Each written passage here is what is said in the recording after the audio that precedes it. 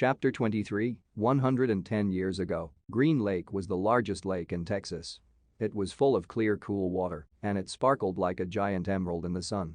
It was especially beautiful in the spring, when the peach trees, which lined the shore, bloomed with pink and rose-colored blossoms. There was always a town picnic on the 4th of July. They'd play games, dance, sing, and swim in the lake to keep cool.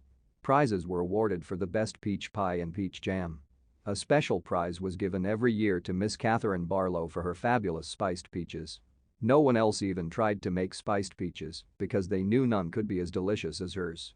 Every summer Miss Catherine would pick bushels of peaches and preserve them in jars with cinnamon, cloves, nutmeg, and other spices which she kept secret.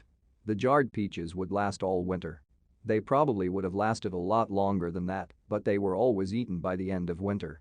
It was said that Green Lake was heaven on earth and that Miss Catherine's spiced peaches were food for the angels. Catherine Barlow was the town's only schoolteacher. She taught in an old one-room schoolhouse. It was old even then. The roof leaked. The windows wouldn't open. The door hung crooked on its bent hinges.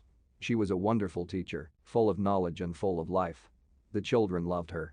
She taught classes in the evening for adults, and many of the adults loved her as well. She was very pretty. Her classes were often full of young men who were a lot more interested in the teacher than they were in getting an education. But all they ever got was an education. One such young man was Trout Walker. His real name was Charles Walker, but everyone called him Trout because his 2 feet smelled like a couple of dead fish. This wasn't entirely Trout's fault. He had an incurable foot fungus. In fact, it was the same foot fungus that 110 years later would afflict the famous ballplayer Clyde Livingston. But at least Clyde Livingston showered every day. "I take a bath every Sunday morning," Trout would brag, "whether I need to or not." Most everyone in the town of Green Lake expected Miss Catherine to marry Trout Walker. He was the son of the richest man in the county. His family owned most of the peach trees and all the land on the east side of the lake. Trout often showed up at night school, but never paid attention. He talked in class and was disrespectful of the students around him. He was loud and stupid. A lot of men in town were not educated. That didn't bother Miss Catherine. She knew they'd spent most of their lives working on farms and ranches and hadn't had much schooling. That was why she was there, to teach them. But Trout didn't want to learn. He seemed to be proud of his stupidity.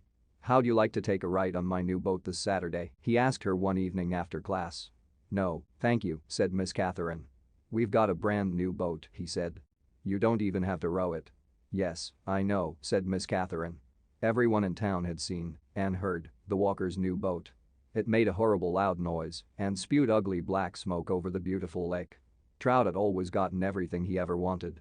He found it hard to believe that Miss Catherine had turned him down.